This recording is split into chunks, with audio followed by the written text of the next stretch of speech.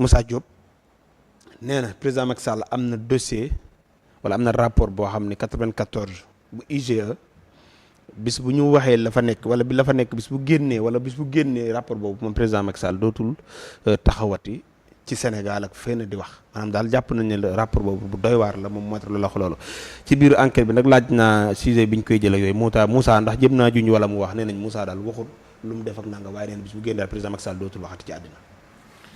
waaw maître Moussa de wax dëgg yàlla lu mu ñu mën di wax fii si Sénégal rek dañ si mën a teg. pourquoi daf ñu wax ni yor na ab rapport bañ jàpp ko tëj ko si kasa bi ne ko indi preuve yi indiwul preuve. yor na ab rapport. waaw rapport ban.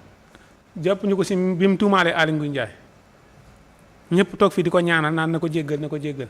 waaw te dañ woon yor nay preuve te amuti preuve. kon tey ji bëggaat ñëwaat fi waxaan ñu am na ay preuve si président Macky Sall ñun duñ si mën a d'accord ndax sénégalais moom ak lu ñu ànd ak yow dañuy ànd ak yow si dëgg. boo ne yor ngay preuve yoon wala ñoo ne la indil ñu preuve yi ndax lii nga wax nii kat lu doy waar la munoo indi lu toll ne tarafatal ay ni preuve nga bëgg a wëlbatikuwaat te yaat naan yoraat nga ay preuve mënuñu see d'accord ay preuve am moom lañ gis si penc mi. moom mii di kii. luy ay preuve am. moom lañ wax ni dañ ko épinglé moom mu génn def conférence de presse. moom dañ ko épinglé. waaw ci lan. si affaire Dakar dem dikk. ah oui waaw. loolu yëpp seetaanu nga indi ko fii naan seet ko. waaw non dama liñ ko épinglé. waaw man dañ ko jiyee tudd. dañ ko see tudd wax na oto buy jar nangam ak nangam yëpp wax nañ ko. waaw mais xam nga rapport maanaam épinglé la. waaw mais tekkiwul enquête bi néewul moo ko def. waaw léegi nag dafa war a xaar tuuti enquête bi àgg mais gis naa ko mu defaat ab naan ñun ñi nga xam ne ñooy jomaay 2000 jomaay nangam man lañ fal xuma lan ñi ngi doon def ay kii sax fan yii dinañ ko jébbal président affaire yooyu noonu di wane taxawaay bi mu amee si jomaay président. waaw moom ci coalition bi la bokkoon. waaw mais am na luñ ko si fal moo xam ne moo ko jiite xuma lan ak lan. affaire mais comme bokk na ci ñi fal jomaay ñu épinglé ko tudd turam. xëy na peut-être bis bu enquête bi leeree bu ci bokkeet. nguur gi na jël ay responsabilités fi mu nekk nii daal li ma bëgg mooy burutoo def conférence de presse. dafa war a ne tekk rek seetaan bàyyi yoon def liggéeyam ginnaaw daa bokk si jomaay nangam tudd nañ ko ci bu mu def conférence de presse bu mu def na ni kell jàpp boppam te bàyyi nit ñi tuumaal fi mu nekk nii yoon dafay nekk bu fekkee ne am na benn dossier boo xamante ni leer na ko ne dossier bii du yoon na dem jébbal ko yoon ñëw toog jàpp boppam mais munoo toog réew moo xam ne nee na réewu yoon la am ay procureur am ay lépp nga yor fi loo xamante ni kenn yoru ko si réew mi loolu mënut a nekk bu fekkee yor na ko na ko jébbal ñëm ko war a jébbal ndax fii la taxaw ni yor na ba ko yoon woowee yorul dara.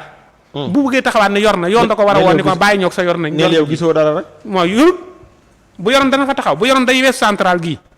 waaw mais dossier bi nag raxoon na politique. ma ni doxut benn politique moo waxoon yor na bu ñu ko waaye na ni bécc payit yi na teg kayit yi sooy mënoo ni yor naa ñëpp di la dégg nga ñëw ñun la andi li nga yor nga ni yoruma kon loo siy wax tey nga ñëwaat naa ne yoraat naa. yow loolu la def Moussa defuma dara nit ku baax la. démb rek maa ngi koy am waaye audio. ah Moussa. waaw nit ku baax la. kenn gënu tontu na la. waaw. léegi tontu na ma nit ku baax la lii laaj nga ko ci dara buñ ko waxee. gan laajuguma ko si dara ndax lii xam ma ne woon dana ñëw tey. non Moussa kon il faut nga womat ko mu ñëw fii. waaw nit ku baax la kenn gënu ko waaye dañoo war a dimbali yor naa te yorut. mais lu ci yow lu non yor bu yoroon wane. soo mënoon ni kaay ma may leen juróom ñu daw ba egg nga ne ba lee yoruma dara ñu demaat suba nga ne kaay mayaat leen juróom kenn du ñëw.